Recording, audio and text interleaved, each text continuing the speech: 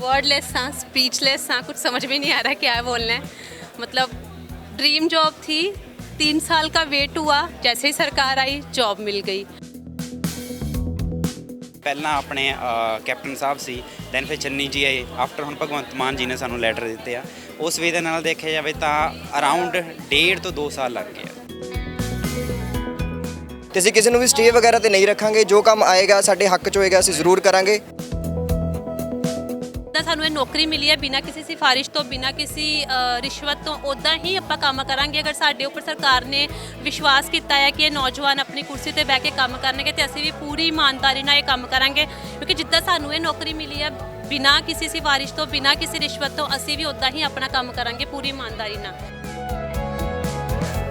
ਸਤਿ ਸ਼੍ਰੀ ਅਕਾਲ ਜੀ, ਮੈਂ ਹਾਂ ਪ੍ਰਿਆ ਤੇ ਅੱਜ ਸੀਐਮ ਭਗਵੰਤ ਮਾਨ ਵੱਲੋਂ ਨਵੇਂ ਨਿਯੁਕਤ ਕਾਮਿਆਂ ਨੂੰ ਨਿਯੁਕਤੀ ਪੱਤਰ ਦਿੱਤੇ ਗਏ ਨੇ। ਐਮਸੀ ਭਵਨ ਦੇ ਅੰਦਰ ਦੀਆਂ ਨੇ, ਜਿੱਥੇ ਅੱਜ ਇਹ ਜਿਹੜਾ ਸਮਾਰੋਹ ਸੀਗਾ ਨਿਯੁਕਤੀ ਪੱਤਰ ਦਾ ਉਲੀਕਿਆ ਗਿਆ ਸੀ, ਜਿਸ ਦੇ ਵਿੱਚ ਭਗਵੰਤ ਮਾਨ ਜੋ ਕਿ ਪੰਜਾਬ ਦੇ ਸੀਐਮ ਨੇ, ਉਹਨਾਂ ਵੱਲੋਂ ਜੋ ਨਵੇਂ ਕਾਮਿਆਂ ਨੂੰ ਨਿਯੁਕਤੀ ਪੱਤਰ ਦਿੱਤੇ ਗਏ ਨੇ, ਜਿਸ ਦੇ ਵਿੱਚ PWD ਅਤੇ ਬਿਜਲੀ ਵਿਭਾਗ, 2 ਵਿਭਾਗਾਂ ਨੂੰ ਇਹ ਨਿਯੁਕਤੀ ਪੱਤਰ ਜੋ ਅੱਜ ਦੇ ਨੌਜਵਾਨ ਨਵੇਂ ਕਾਮਿਆਂ ਨੂੰ ਦਿੱਤੇ ਗਏ ਨੇ, ਤਾਂ ਜੋ ਜਿਹੜਾ ਦੇਸ਼ ਹੈ ਨਵੀਂ ਤਰੱਕੀ ਵੱਲ ਜਾਵੇ, ਜਿਹੜੇ ਬੇਰੋਜ਼ਗਾਰ ਨੌਜਵਾਨ ਹੈ ਉਹਨਾਂ ਨੂੰ ਕੰਮ ਮਿਲੇ। ਤੇ ਭਗਵੰਤ ਮਾਨ ਸੀਐਮ ਵੱਲੋਂ ਇਹ ਕਿਹਾ ਜਾਂਦਾ ਸੀਗਾ ਕਿ ਜਿੱਥੇ ਜਿਹੜੀਆਂ ਨੌਜਵਾਨ ਅੱਜ ਦੀ ਪੀੜ੍ਹੀ ਹੈ ਉਹ ਵਿਦੇਸ਼ ਵੱਲ ਨੂੰ ਭੱਜ ਰਹੀ ਹੈ, ਉੱਥੇ ਹੀ ਇਸ ਨੂੰ ਲੈ ਕੇ ਸੀਐਮ ਭਗਵੰਤ ਮਾਨ ਵੱਲੋਂ ਕਿਹਾ ਗਿਆ ਸੀਗਾ ਕਿ ਕਿਸੇ ਵੀ ਮਾਂ ਦਾ ਪੁੱਤ ਜਿਹੜਾ ਹੈਗਾ ਉਹ ਵਿਦੇਸ਼ ਨਾ ਜਾਵੇ ਅਤੇ ਪੰਜਾਬ ਦੇ ਵਿੱਚ ਹੀ ਉਹਨਾਂ ਨੂੰ ਰੋਜ਼ਗਾਰ ਦਿੱਤੇ ਜਾਣਗੇ।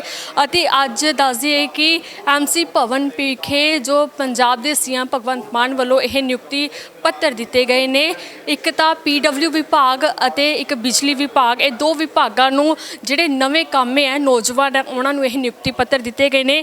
ਦੱਸਦੀਏ ਕਿ ਜੋ PWD ਦੇ ਵਿਭਾਗ ਨੇ ਉਸ ਦੇ ਵਿੱਚ 111 ਨੌਜਵਾਨਾਂ ਨੂੰ ਨਿਯੁਕਤੀ ਪੱਤਰ ਦਿੱਤੇ ਗਏ ਨੇ। ਉੱਥੇ ਹੀ ਦੂਜੇ ਪਾਸੇ ਬਿਜਲੀ ਵਿਭਾਗ ਦੇ ਕਾਮਿਆਂ ਨੂੰ 249 ਨੌਜਵਾਨਾਂ ਨੂੰ ਇਹ ਨਿਯੁਕਤੀ ਪੱਤਰ ਜੋ ਸੀਐਮ ਭਗਵੰਤ ਮਾਨ ਵੱਲੋਂ ਦਿੱਤੇ ਗਏ ਨੇ। ਦੱਸਦੇ ਕਿ ਇਸ ਨਿਯੁਕਤੀ ਪੱਤਰ ਦੇ ਦੇਣ ਨਾਲ ਇੱਕ ਤਾਂ ਨੌਜਵਾਨਾਂ ਦੇ ਵਿੱਚ ਕਾਫੀ ਉਤਸ਼ਾਹ ਹੋਵੇਗਾ, ਕਿਉਂਕਿ ਹੁਣ ਇੱਕ ਨਵਾਂ ਕੰਮ ਮਿਲ ਗਿਆ, ਤੇ ਉਸ ਤੋਂ ਬਾਅਦ ਬੇਰੋਜ਼ਗਾਰੀ ਵੀ ਕਿਤੇ ਨਾ ਕਿਤੇ ਜੋ ਸੀਐਮ ਵੱਲੋਂ ਕਿਹਾ ਜਾ ਰਿਹਾ ਕਿ ਬੇਰੋਜ਼ਗਾਰੀ ਨੂੰ ਖਤਮ ਕਰਨਾ, ਭ੍ਰਿਸ਼ਟਾਚਾਰ ਨੂੰ ਖਤਮ ਕਰਨਾ ਹੈ। ਨਵਾਂ ਸੱਤਾ ਦੇ ਵਿੱਚ ਸਰਕਾਰ ਆਈ ਹੈ ਤੇ ਇਹਨਾਂ ਜੋ ਵੀ ਵਿਰੋਧੀ ਪਾਰਟੀਆਂ ਵੱਲੋਂ ਜੋ ਕੰਮ ਨਹੀਂ ਕੀਤੇ ਗਏ ਨੇ, ਉਹਨਾਂ ਦੇ ਸਾਰੇ ਕੰਮ ਜੋ ਸੀਐਮ ਭਗਵੰਤ ਮਾਨ ਵੱਲੋਂ ਕੀਤੇ ਜਾਣਗੇ ਅਤੇ ਹਰ ਇੱਕ ਨੌਜਵਾਨ ਨੂੰ ਨਵੀਂ ਦਿਸ਼ਾ ਵੱਲ ਲੈ ਜਾਂਦੇ ਹੋਏ ਉਹਨਾਂ ਵੱਲੋਂ ਅੱਜ ਇੱਕ ਵੱਡਾ ਉਪਰਾਲਾ ਕੀਤਾ ਗਿਆ, ਜਿਸ ਦੇ ਨਾਲ ਇੱਕ ਪਾਸੇ ਤਾਂ ਨੌਜਵਾਨ ਵੀ ਖੁਸ਼ ਨੇ, ਉੱਥੇ ਹੀ ਦੂਜੇ ਪਾਸੇ ਜੋ ਪੰਜਾਬ ਦੇ ਵਿੱਚ ਬੇਰੋਜ਼ਗਾਰੀ ਵੱਧ ਰਹੀ ਆ ਉਹ ਵੀ ਘਟਣ ਦੇ ਆਸਾਰ ਲੱਗ ਰਹੇ ਨੇ। ਨੌਜਵਾਨ ਹੈ ਉਹ ਬਾਹਰ ਨਿਕਲ ਰਹੇ ਨੇ, ਕਾਫੀ ਖੁਸ਼ੀ ਹੈ, ਹੱਥਾਂ ਦੇ ਵਿੱਚ ਉਹਨਾਂ ਵੱਲੋਂ ਜੋ ਅਪਾਇੰਟਮੈਂਟ ਲੈਟਰ ਚੁੱਕੇ ਹੋਏ ਨੇ ਤੇ ਨਾਲ ਹੀ ਜੋ ਮਿਠਾਈ ਵਾਲਾ ਡੱਬਾ ਵੀ ਚੱਕਿਆ ਹੋਇਆ ਹੈ। ਇੱਕ ਖੁਸ਼ੀ ਦਾ ਇੱਕ ਅੱਜ ਦਾ ਸਮਾਂ ਹੈ, ਕਿਉਂਕਿ ਇਸ ਸਮੇਂ ਦਾ ਲਗਾਤਾਰ ਜੋ ਨੌਜਵਾਨ ਪੀੜ੍ਹੀ ਸਬਰ ਕਰਦੀ ਹੈ ਕਿ ਅਸੀਂ ਚੰਗਾ ਪੜ੍ਹੇ ਲਿਖੇ ਹਾਂ ਤੇ ਸਾਨੂੰ ਕਿਤੇ ਨਾ ਕਿਤੇ ਕੰਮ ਦੀ ਵੀ ਪਿੱਛੇ, ਮਤਲਬ ਕਿ ਸਾਡਾ ਕਾਰੋਬਾਰ ਵੀ ਅਜਿਹਾ ਹੋਣਾ ਚਾਹੀਦਾ ਹੈ ਕਿ ਸਾਡੀ ਜਿਹੜੀ ਸਿੱਖਿਆ ਦਾ ਉਸ ਨੂੰ ਕੋਈ ਮੁੱਲ ਮਿਲ ਸਕੇ। ਤੇ ਅੱਜ ਦੱਸ ਦਈਏ ਕਿ ਅੱਜ ਸੀਐਮ ਵੱਲੋਂ ਐਮਸੀ ਭਵਨ ਦੇ ਬਾਹਰ ਇਹ ਜਿਹੜੇ ਨੌਜਵਾਨ ਹੈ ਉਹ ਨਿਯੁਕਤੀ ਪੱਤਰ ਲੈ ਕੇ ਬਾਹਰ ਆ ਰਹੇ ਨੇ। ਕਾਫੀ ਖੁਸ਼ੀ ਭਰਿਆ ਮਾਹੌਲ ਦਿਖ ਰਿਹਾ ਹੈ। ਗੱਲਬਾਤ ਵੀ ਕਰ ਲੈਂਦੇ ਹਾਂ ਕਿ ਨੌਜਵਾਨ ਜਿਹੜੇ ਨਿਯੁਕਤੀ ਪੱਤਰ ਲੈ ਕੇ ਬਾਹਰ ਆ ਚੁੱਕੇ ਨੇ, ਕਿਸ ਤਰ੍ਹਾਂ ਲੱਗ ਰਿਹਾ ਸਰ? ਬਹੁਤ ਵਧੀਆ ਫੀਲ ਹੋ ਰਿਹਾ ਜੀ, ਬਹੁਤ ਖੁਸ਼ ਹਾਂ। ਅੱਜ ਮੇਰੇ ਤੇ ਮੇਰੇ ਪਰਿਵਾਰ ਲਈ ਬਹੁਤ ਖੁਸ਼ੀ ਦਾ ਦਿਨ ਹੈ।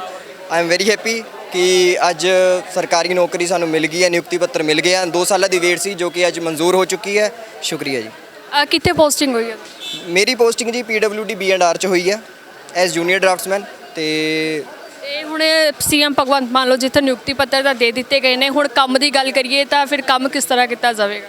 ਕੰਮ ਪੂਰੀ ਇਮਾਨਦਾਰੀ ਨਾਲ ਕੀਤਾ ਜਾਵੇਗਾ ਜੀ, ਨੋ ਕਰਪਸ਼ਨ, ਸਾਰਾ ਕੁਝ ਵਧੀਆ ਤਰੀਕੇ ਨਾਲ ਕੀਤਾ ਜਾਏਗਾ। ਆਪਣੀ ਮਿਹਨਤ ਨਾਲ ਕਰਾਂਗੇ, ਗਰੀਬਾਂ ਦੇ ਹੱਕ 'ਚ ਕਰਾਂਗੇ ਤੇ ਬਹੁਤ ਵਧੀਆ ਕਰਾਂਗੇ। ਸਤਿ ਸ਼੍ਰੀ ਅਕਾਲ ਮੈਡਮ। ਸਤਿ ਸ਼੍ਰੀ ਅਕਾਲ। ਕਿੱਦਾਂ ਦਾ ਲੱਗ ਰਿਹਾ?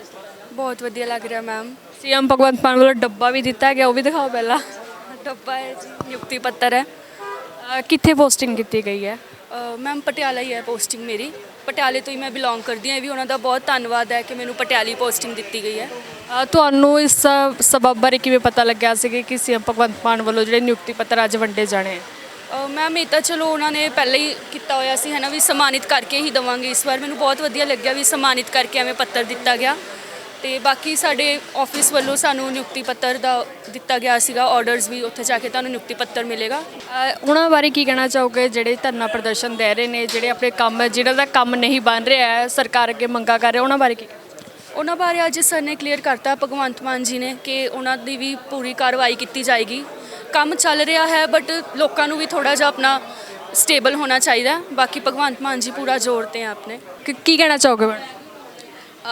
एक्चुअली वर्डलेस हाँ, स्पीचलेस हाँ, कुछ समझ में नहीं आ रहा क्या बोलना है। मतलब ड्रीम जॉब थी, 3 साल का वेट हुआ, जैसे ही सरकार आई जॉब मिल गई।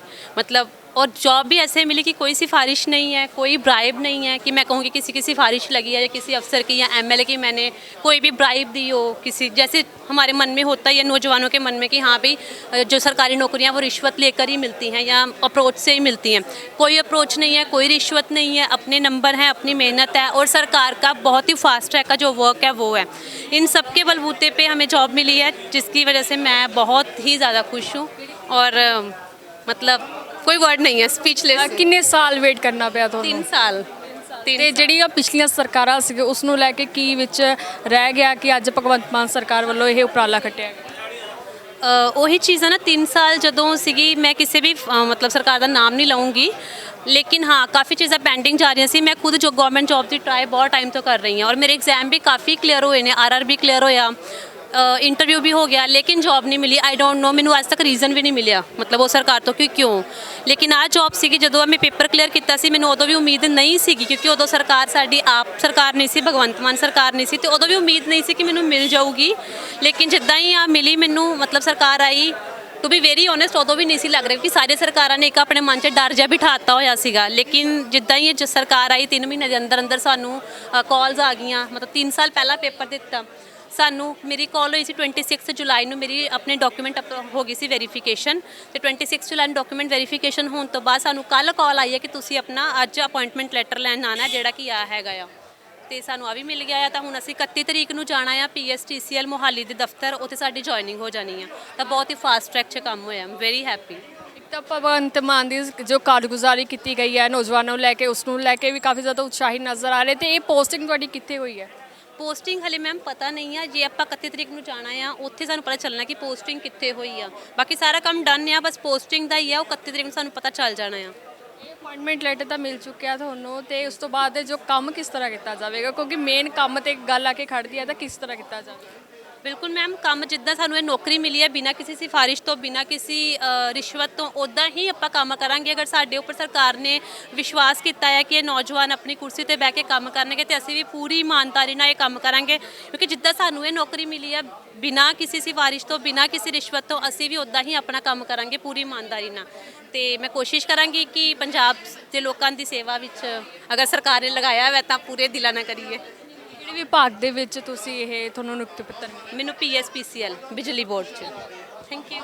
ਇਹ ਸਨ ਜਿਹੜੇ ਕਿ ਨੌਜਵਾਨ ਤੁਹਾਨੂੰ ਮੈਂ ਦੇਖ ਹੀ ਸਕਦਾ ਕਿ ਅੱਜ ਸਿਲਸਿਲਾ ਹੈ ਲਗਾਤਾਰ ਜੋ ਭਗਵੰਤ ਮਾਨ ਸਰਕਾਰ ਵੱਲੋਂ ਨਵ ਨਿਯੁਕਤ ਜਿਹੜੀ ਭਰਤੀਆਂ ਦਾ ਸਿਲਸਿਲਾ ਲਗਾਤਾਰ ਜਾਰੀ ਹੈ। ਕਦੇ ਕੱਚੇ ਅਧਿਆਪਕਾਂ ਨੂੰ ਪੱਕਾ ਕਰਨ ਦਾ ਸਿਲਸਿਲਾ ਜਾ ਰਿਹਾ, ਉੱਥੇ ਹੀ ਅੱਜ ਦੂਜੇ ਪਾਸੇ PWD ਅਤੇ ਬਿਜਲੀ ਵਿਭਾਗ ਦੇ ਜੋ 2 ਵਿਭਾਗਾਂ ਨੂੰ ਉਹਨਾਂ ਨੂੰ ਨਵ ਨਿਯੁਕਤੀ ਜਿਹੜੇ ਪੱਤਰ ਹੈ ਉਹ ਦਿੱਤੇ ਗਏ ਨੇ, ਜਿਸ ਨੂੰ ਲੈ ਕੇ ਜਿਹੜੇ ਨੌਜਵਾਨ ਹੈ ਇੱਕ ਪਾਸੇ ਤਾਂ ਕਾਫੀ ਜ਼ਿਆਦਾ ਖੁਸ਼ ਨਜ਼ਰ ਆ ਰਹੇ ਨੇ, ਤੇ ਦੂਜੇ ਪਾਸੇ ਜੇ ਗੱਲ ਕਰ ਲਈ ਜਾਵੇ ਕਾਰਗੁਜ਼ਾਰੀ ਦੀ ਤੇ ਨਾਲ ਹੀ ਇਹ ਵੀ ਦੱਸਿਆ ਜਾਵੇ ਕਿ ਕਿੱਥੇ ਉਹਨਾਂ ਦੀ ਪੋਸਟਿੰਗ ਹੋਈ ਹੈ। ਫਿਲਹਾਲ ਇਸ ਬਾਰੇ ਜੋ ਅਗਲੀ ਮੀਟਿੰਗ ਦੇ ਵਿੱਚ ਜਦੋਂ ਇਹਨਾਂ ਜਿਨ੍ਹਾਂ ਨੌਜਵਾਨਾਂ ਨੂੰ ਨਿਯੁਕਤੀ ਪੱਤਰ ਮਿਲੇ ਨੇ ਉਸ ਤੋਂ ਬਾਅਦ ਹੀ ਪਤਾ ਚੱਲੇਗਾ। ਇੱਕ ਵਾਰ ਫਿਰ ਮੀਟਿੰਗ ਹੋਵੇਗੀ, ਉਸ ਦੇ ਵਿੱਚ ਇਹ ਵੀ ਦੱਸਿਆ ਜਾਵੇਗਾ ਕਿ ਕਿੱਥੇ ਕਿੱਥੇ ਇਹਨਾਂ ਨੌਜਵਾਨਾਂ ਦੀ ਪੋਸਟਿੰਗ ਹੋਈ ਹੈ। ਤੇ ਦੂਜੇ ਪਾਸੇ ਭਗਵੰਤ ਮਾਨ ਦੀ ਜੋ ਕਾਰਗੁਜ਼ਾਰੀ ਨੂੰ ਲੈ ਕੇ ਜਿਹੜੇ ਨੌਜਵਾਨ ਕਾਫੀ ਜ਼ਿਆਦਾ ਖੁਸ਼ ਨਜ਼ਰ ਆ ਰਹੇ ਨੇ। ਕਿਸ ਤਰ੍ਹਾਂ ਲੱਗ ਰਿਹਾ ਸਰ ਤੁਹਾਨੂੰ? ਪਹਿਲਾਂ ਮੈਡਮ ਬਹੁਤ ਖੁਸ਼ੀ ਹੈ ਸਾਨੂੰ, ਬਹੁਤ ਟਾਈਮ ਬਾਅਦ ਚੋਂ ਵੇਟ ਕਰਦੇ ਸੀ ਤੇ ਫਾਈਨਲੀ ਸਾਨੂੰ ਜੁਆਇਨ ਲੈਟਰ ਮਿਲਿਆ ਜੋ ਕਿ ਸਰਦਾਰ ਭਗਵੰਤ ਮਾਨ ਨੇ ਸਾਨੂੰ ਦਿੱਤੇ ਨੇ। ਤੁਹਾਡੀ ਪੋਸਟਿੰਗ ਕਿੱਥੇ ਹੋਈ? ਸਾਡੀ ਪੋਸਟਿੰਗ ਆਰਡਰ ਹਲੇ ਸਟੇਸ਼ਨ ਦੇ ਹੋਣੇ ਆ, ਬਟ ਫਾਈਨਲੀ ਸਾਨੂੰ 15 ਦਿਨਾਂ ਦੇ ਵਿੱਚ ਪਟਿਆਲੇ ਹੈੱਡ ਆਫਿਸ ਦੇ ਵਿੱਚ ਜਾ ਕੇ ਸਾਨੂੰ ਆਪਣੀ ਅਟੈਂਡੈਂਸ ਦੇਣੀ, ਹਾਜ਼ਰੀ ਦੇਣੀ ਪਵੇਗੀ। ਇਸ ਨਿਯੁਕਤੀ ਪੱਤਰ ਨੂੰ ਖੋਲ ਕੇ ਦਿਖਾ ਸਕਦੇ ਹੋ ਤੁਸੀਂ ਕਿ ਕਿਆ ਭਗਵੰਤ ਮਾਨ ਵੱਲੋਂ ਲਿਖਿਆ ਗਿਆ? ਤੁਸੀਂ ਦੇਖ ਸਕਦੇ ਹੋ ਕਿ ਜਿਹੜਾ CM ਭਗਵੰਤ ਮਾਨ ਵੱਲੋਂ ਨਿਯੁਕਤੀ ਪੱਤਰ ਦਿੱਤਾ ਗਿਆ ਹੈ ਤੇ ਇਹਦੇ ਵਿੱਚ ਸਰਕਾਰ ਵੱਲੋਂ ਕੀ ਦੱਸਿਆ ਗਿਆ ਹੈ ਤੇ ਕਿੰਨੇ ਕਿਹੜੇ ਡਿਪਾਰਟਮੈਂਟ ਨੂੰ ਇਹ ਨਿਯੁਕਤੀ ਪੱਤਰ ਦਿੱਤੇ ਗਏ ਨੇ ਕਿਉਂਕਿ ਇਸ ਖਾਸ ਕਰ ਇਸ ਨਿਯੁਕਤੀ ਪੱਤਰ ਦਾ ਹਰ ਕਿਸੇ ਵੱਲੋਂ ਬੇਸਬਰੀ ਦੇ ਇੰਤਜ਼ਾਰ ਕੀਤਾ ਜਾਂਦਾ ਹੈ ਤੇ ਅੱਜ ਇਹ ਨੌਜਵਾਨਾਂ ਨੂੰ ਨਿਯੁਕਤੀ ਪੱਤਰ ਮਿਲ ਚੁੱਕੇ ਨੇ ਤੇ ਇਹਨਾਂ ਦੀ ਪੋਸਟਿੰਗ ਦਾ ਹਜੇ ਸਿਲਸਿਲਾ ਫਿਲਹਾਲ ਨਹੀਂ ਦੱਸ ਸਕਿਆ ਤੇ ਤੁਹਾਨੂੰ ਹੋਰ ਵੀ ਪੁੱਛ ਲੈਂਦੇ ਆ ਤੁਹਾਡੇ ਵੱਲੋਂ ਕੰਮ ਕਿਸ ਤਰ੍ਹਾਂ ਕੀਤਾ ਜਾਂਦਾ?